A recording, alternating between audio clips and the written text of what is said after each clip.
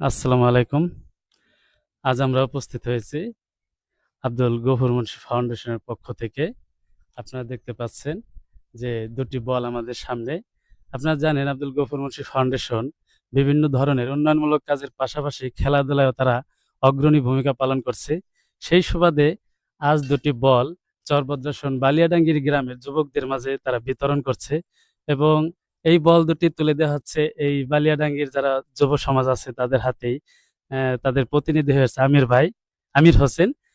সেই গফুর মুন্সি ফাউন্ডেশনের সাথে যোগাযোগ করে বল দুটো তাকে দেয়া হয়েছে এবং আমি বার কাছে জানতে চাবো আপনি এই ফাউন্ডেশন সম্পর্কে কবে থেকে জানলেন এবং কিভাবে আপনি তাদের সাথে যোগাযোগটা করলেন?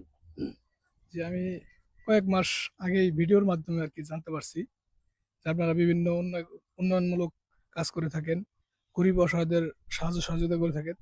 তারই প্রেক্ষিতে আমি আপনাদের পেজে মেসেজ দেই। তার ফলস্বরূপ এখন আমরা বল দুটি পাইছি আর কি। ফাউন্ডেশনে যারা আছে প্রতিষ্ঠাতা জি জি আশরাফ জি মুন্সি, শাহাদাত মুন্সি এদের উদ্দেশ্যে যদি কিছু বলতেন। যে উদ্দেশ্য একটা কথাই বলবো, সবসময় যেন আল্লাহ তালা তাদের তৌফিক দেমন এই সার্বিক সহযোগিতা গরিব দুঃখী মানুষের সাথে সবসময় যেন করে, এতটুকুই আপনার। ধন্যবাদ আমির হোসেনকে, সে অনেক সুন্দর কথা বলেছেন। যেন খেলাধুলার পাশাপাশি যে কোনো গরিব অসহায় মানুষের পাশে যেন এই গফুর মুন্সি ফাউন্ডেশন সবসময় লেগে থাকতে পারে। আমরা সেই দোয়া করি আল্লাহ যেন তাদেরকে আরো তৌফিক দেন এই ধরনের উন্নয়নমূলক কাজ করার। আজ এই পর্যন্তই। ধন্যবাদ। সবাই ভালো থাকবেন, সুস্থ থাকবেন।